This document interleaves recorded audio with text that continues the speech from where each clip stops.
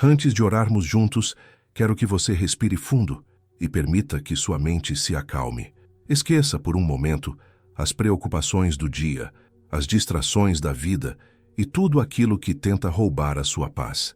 É nesse instante de silêncio que conseguimos ouvir a voz de Deus com mais clareza. A Bíblia não é apenas um livro antigo, ela é viva, atual e fala diretamente ao nosso coração. E hoje ela quer falar com você. Em Filipenses 2, 3, 9, encontramos uma das passagens mais profundas sobre quem é Jesus e como ele viveu aqui na terra. O apóstolo Paulo nos lembra: não façam nada por interesse pessoal ou vaidade. Sejam humildes e considerem os outros superiores a vocês mesmos. Que cada um cuide não apenas dos seus próprios interesses, mas também dos interesses dos outros. Tenham entre vocês o mesmo modo de pensar de Cristo Jesus, que, embora sendo Deus, não considerou que ser igual a Deus era algo a que devia apegar-se, mas esvaziou-se a si mesmo, assumindo a forma de servo, tornando-se semelhante aos homens. E sendo encontrado em forma humana, humilhou-se e foi obediente até a morte, e morte de cruz.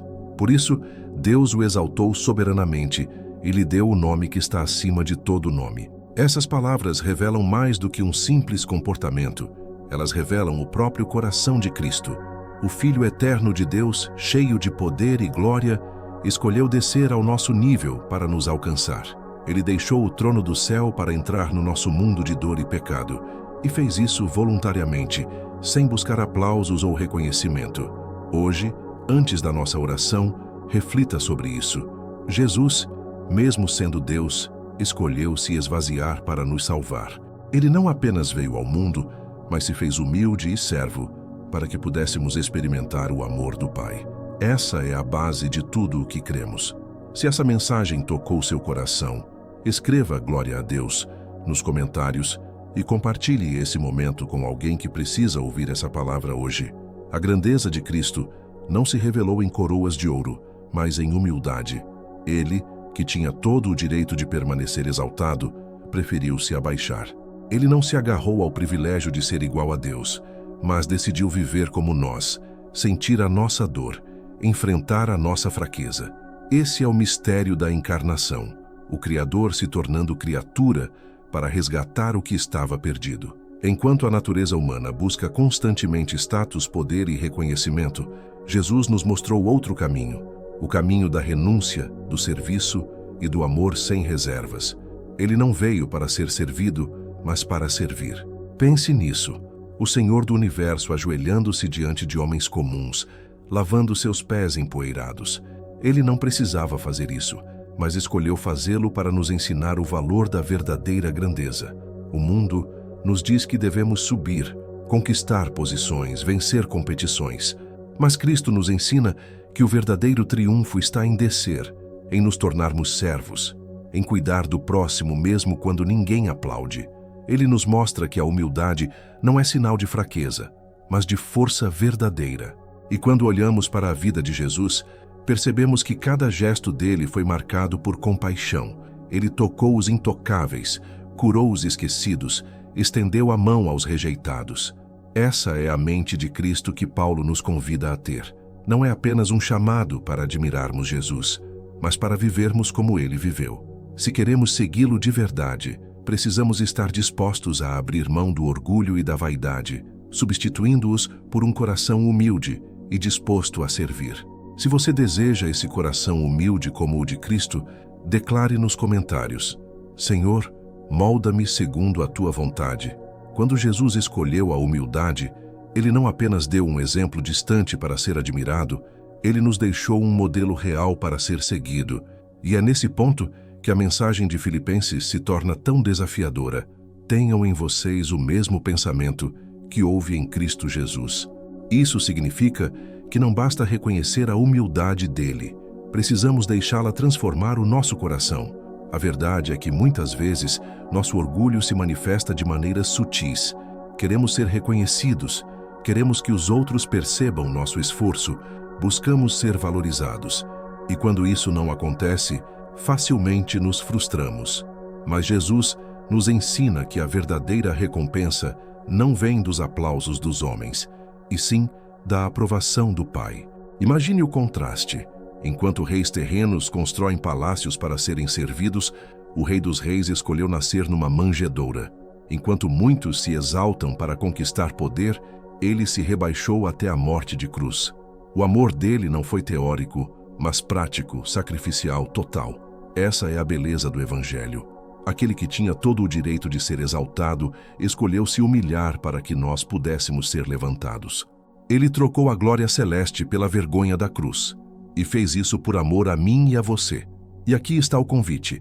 Se realmente cremos em Cristo, precisamos refletir essa mesma mentalidade. Viver em humildade, colocar os outros acima de nós mesmos, servir sem esperar nada em troca. Isso não é fácil, mas é o caminho do reino de Deus. Se você entende que precisa dessa transformação em sua vida, escreva nos comentários: Senhor, dá-me a mente de Cristo. Jesus não apenas viveu em humildade, ele viveu como um servo. E esse detalhe muda tudo, porque servir não era uma parte ocasional da vida de Cristo, era o centro dela. Ele não veio à Terra para receber privilégios, mas para oferecer sua vida como presente a todos. A Bíblia nos mostra cenas poderosas. O Filho de Deus lavando os pés dos discípulos, tocando os leprosos que ninguém ousava se aproximar, estendendo as mãos para os rejeitados da sociedade. Pense bem nisso. Aquele que formou as estrelas no céu escolheu segurar as mãos calejadas de pescadores e curar as feridas dos desprezados. Isso é serviço verdadeiro. O coração de Cristo pulsava por aqueles que eram esquecidos. Ele serviu não apenas aos amigos próximos, mas também aos estrangeiros, aos marginalizados, até mesmo aqueles que o traíram. Sua vida inteira foi marcada por generosidade, entrega e sacrifício. E o ponto culminante desse serviço foi a cruz, onde ele entregou tudo de si para que pudéssemos ser libertos do peso do pecado.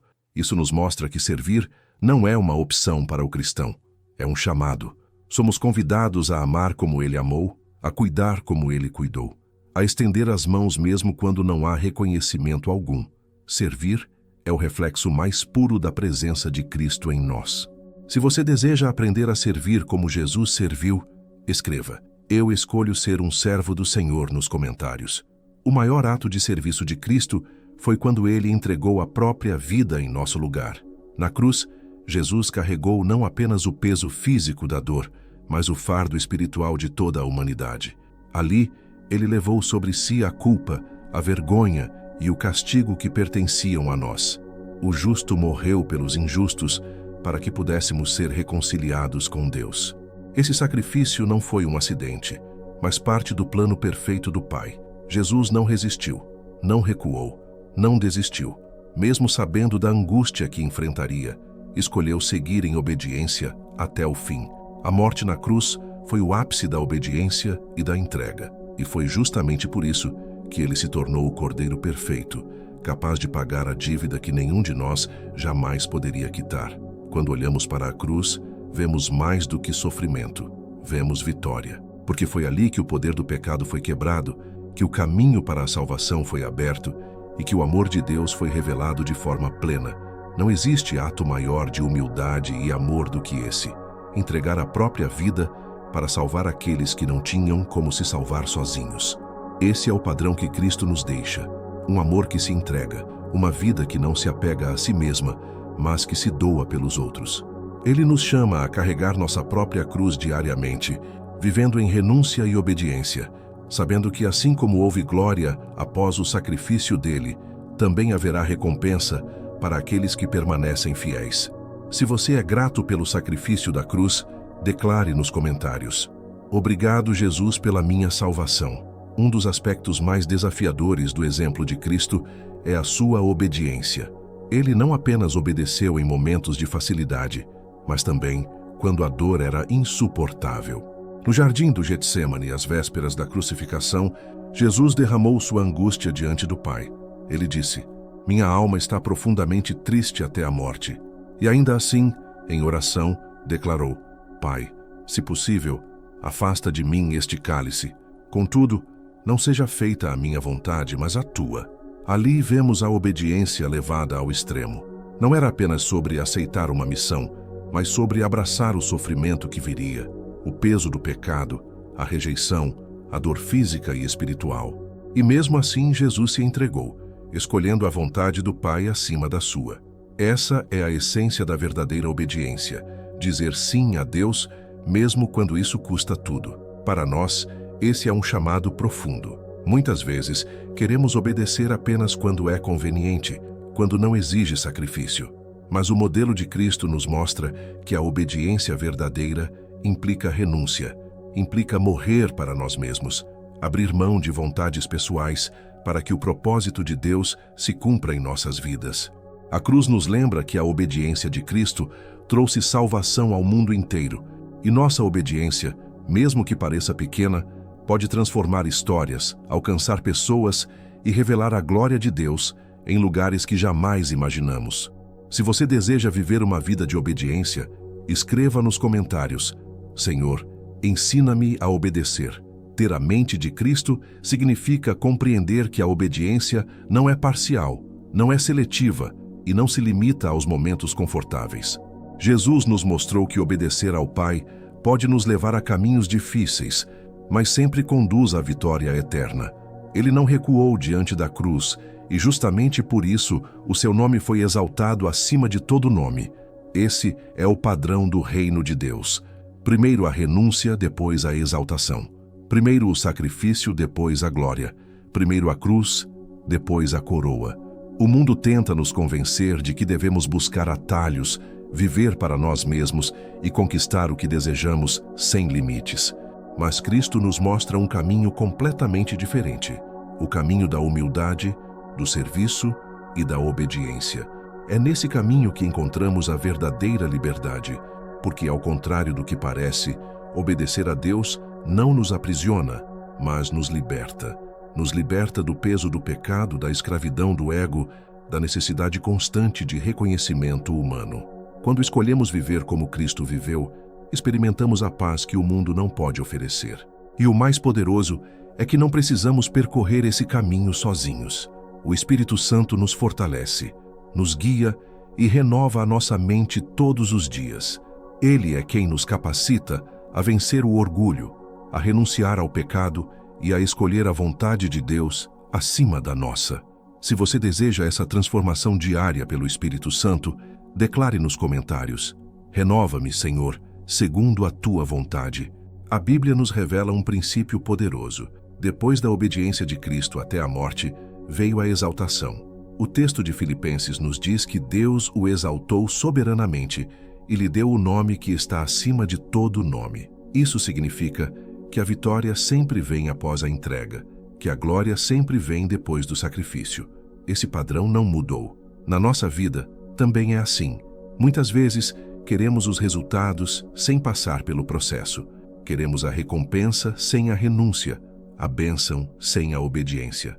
Mas a palavra nos mostra que o caminho do reino é diferente. Se você deseja ser levantado, primeiro precisa se humilhar diante de Deus. Se você deseja vencer, precisa aprender a se render. Se você quer vida em abundância, precisa estar disposto a entregar a sua própria vida a Cristo. Jesus nos mostra que não existe vitória sem cruz. E embora esse caminho seja estreito e desafiador, ele é também o mais seguro, porque nos conduz à eternidade com Deus. Quando aprendemos a confiar na vontade do Pai, mesmo quando não entendemos, descobrimos que Ele sempre tem um propósito maior. E lembre-se, a cruz não foi o fim da história, mas o início da maior vitória já registrada. Assim também, os momentos de dor na sua vida podem ser apenas a preparação para algo glorioso que Deus está prestes a realizar. Se você crê que Deus pode transformar sua dor em vitória, escreva nos comentários: Minha vitória vem do Senhor. Chegamos ao final desta oração, mas não ao fim daquilo que Deus ainda deseja realizar em sua vida. Hoje você deu passos importantes. Abriu o coração, entregou seus medos, depositou sua confiança e reafirmou sua fé naquele que nunca falha. Mas lembre-se, oração não é um ponto final, é uma vírgula no diálogo eterno com o Criador. Cada palavra dita, cada lágrima derramada e cada suspiro de esperança foi ouvido no trono celestial. E ele promete: clama a mim e responder-te-ei, e anunciar-te-ei coisas grandes e firmes que não sabes. Jeremias 33:3. Agora, o desafio é continuar firme, mesmo quando o mundo tentar te desviar. Continue a orar diariamente, mesmo quando não sentir vontade. Continue a louvar, mesmo em meio à dor. Continue a crer, mesmo quando não houver sinais. Porque a fé não é sobre o que vemos, mas sobre em quem confiamos. Que a paz de Deus, que excede todo o entendimento, guarde o seu coração e a sua mente em Cristo Jesus. Que os seus dias sejam cheios de esperança, que os seus passos sejam firmados na rocha e que sua vida seja um testemunho vivo do poder de Deus. Se esta oração falou ao seu coração, deixe escrito nos comentários: minha vida pertence ao Senhor. Assim, você sela essa entrega diante de Deus e testemunha publicamente a sua fé.